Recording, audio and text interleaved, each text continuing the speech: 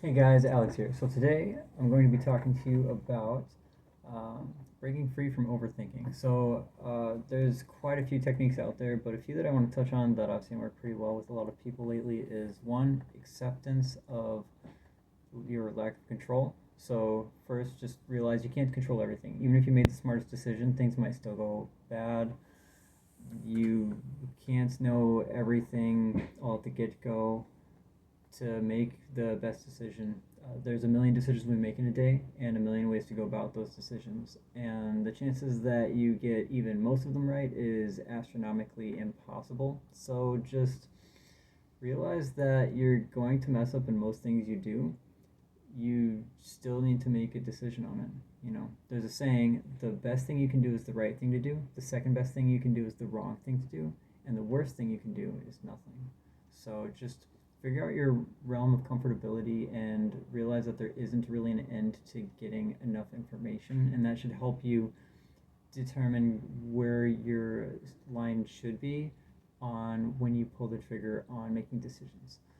Second thing that I want to touch on is balancing negative thoughts. So when I notice that I tend to be too cautious in a particular area, or that I tend to spend too much time on a particular type of task or something like that, then I start to notice, I start to think of where my decision making comes into play, kind of how comfortable I feel with transitioning from deciding that it's in that I feel one way about it versus feeling the other way about it. So if I feel somewhat comfortable with the amount of time that I spend on something and yet it ends up turning into a 5 hour project and that keeps happening, then maybe I should plan on only spending 30 minutes on it instead of like an hour.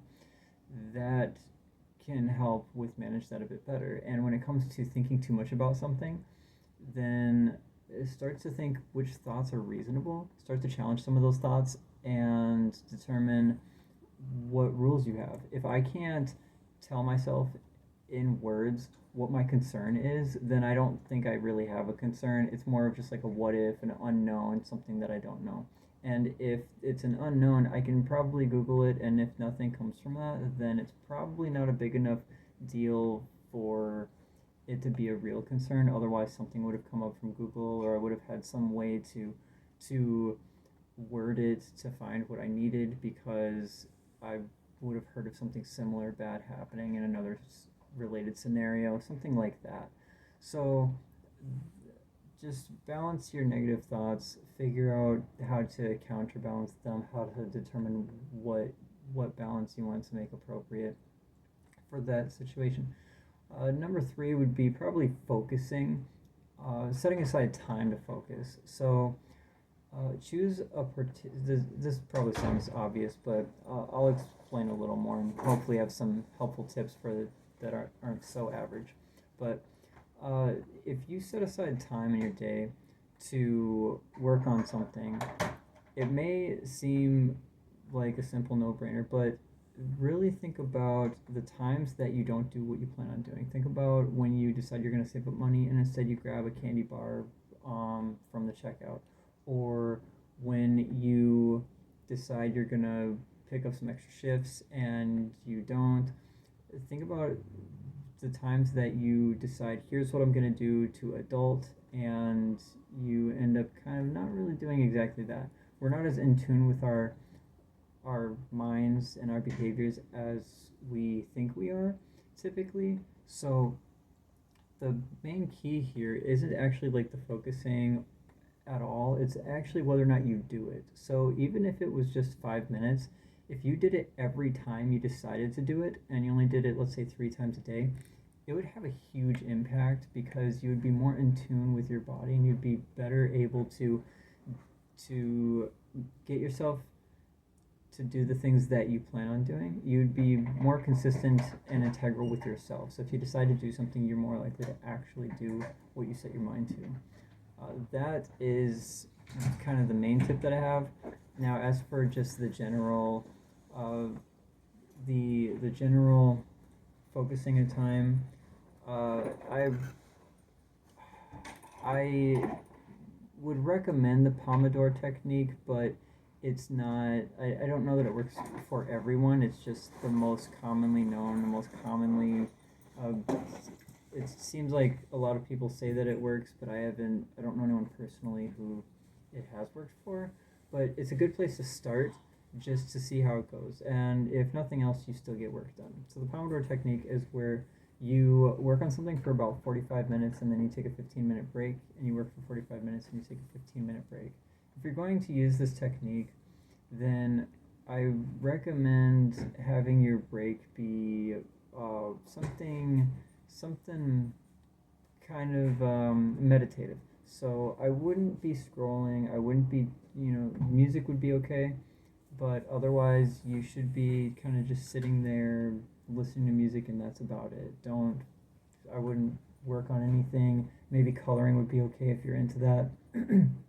Something just it should be almost sleeping but not quite sleeping, and not absorbing any content. It shouldn't be something you have to listen to, something that you have to watch to know what's going on. uh, I recommend that. I think that might also be why it doesn't tend to work for people, is maybe they're just doing the wrong activities when they're on their 15-minute break. But after doing that for a few minutes, I usually feel great, and I'm much more focused and able to get back to what I was doing. I don't do the Pomodoro technique specifically, but I do have moments where I have to take a break to get some food or something, and while I'm getting food, I will decide to do nothing or listen to music while I'm getting it, and I feel focused afterwards. Whereas when I don't decide to do nothing during that time, I have a harder time focusing after getting food, especially if it puts me in a food coma. So uh, yeah, I I'd say those are three pretty good tips. For a bonus tip, as far as overthinking or analysis paralysis, etc., I'd say um, so. With the first tip, I said to realize that you don't have control over everything, and that is one way of utilizing my bonus tip, which is stay calm, but I'm going to be a little more specific than that to try to be a bit more helpful. So stay calm, and I recommend breathing and then just kind of releasing everything, letting everything go. There's only 5 moments in your life that can't wait a day. And so if you're really feeling overwhelmed or you're really not sure how to approach something, then take take a day, or when you get used to how to calm down appropriately and think of these things calmly, then I would say just take 5 minutes, but just really take a day and until you get used to it, and afterwards just take 5 minutes. Just get your mind to slow down, get it to where there's nothing going on in it, and then start over. Think, why am I doing this, and how do I achieve the goal that I'm after? So why, let's say it's purchasing a property. Why am I doing this? I'm doing this to make a profit from. Okay, so then you should probably have some type of spreadsheet to help calculate whether or not it's going to have the return that you intend. And if all else fails, use the Occam's razor technique. So Occam's razor says that you choose the path of least resistance, to simplify it, but basically remove the unknowns, the things that are the least known by you. If you remove all the unknowns and you just look at the certainties, then choose that path, and that is usually the best path. Every time I have used that, it has turned out to be the right choice, and I might need to make a video on that because it's very complex to explain how it's been the right choice in my business dealings, but I have found that whenever I have followed it, the other path led to a lot of work and risk that would not have been worth it. So I hope that helps everybody. You all have a good night.